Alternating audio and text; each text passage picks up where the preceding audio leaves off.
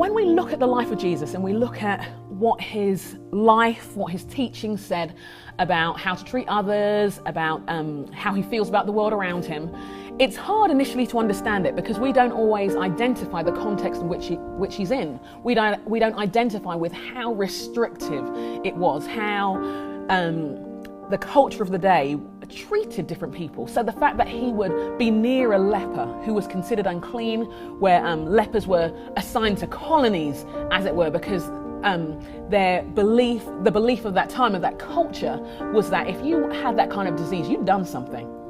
You know, there was a reason that reflected on you. So that he would touch someone, that he would heal someone, is cutting through so many barriers within society. The outcasts, the marginalized, the prostitutes, the tax collectors who were the thieving, immoral partiers of his day, they flocked to him. It's so much so that among the religious crowd, Jesus got a bad reputation. They called him a drunk and glutton and friend of sinners. That's what they called Jesus. Now, he wasn't a glutton and he wasn't a drunkard, but he hung out with them and they loved him. You see how there's not a one-size-fits-all response to Jesus with people? Like he doesn't, treat this woman like he would this man, or this religious person like this non-religious person. Like he knows people and he addresses them and addresses the issues of their heart accordingly. He sits down with a woman at a well who's been married 5 times, is living with some guy, and he offers her forgiveness and living water. Like he accepts her and talks to her when she's an outcast. He's the man we all aspire to be. I would like to be that nice. I would like to be that caring. I would like to be that thoughtful. When we read in the Gospels about a woman caught in adultery, and we know the system of the day, the law of the day, is saying that she should be stoned to death.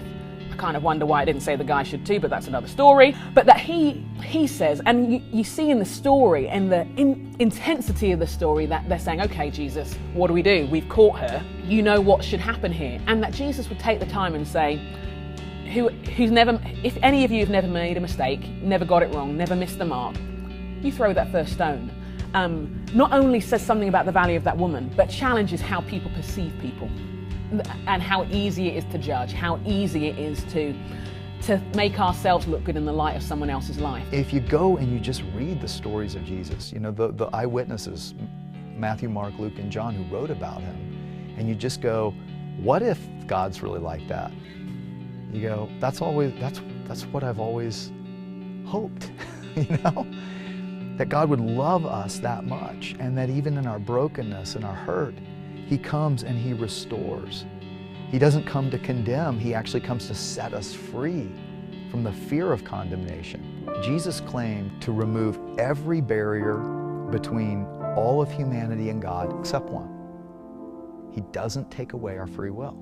We don't have to jump through religious hoops. We don't have to prove that we can keep the 10 Commandments, the Eightfold Path, the 5 pillars, or the moral law perfectly, because we can't. So Jesus came to restore every willing human and make it so that all we have to do is turn our hearts back to God.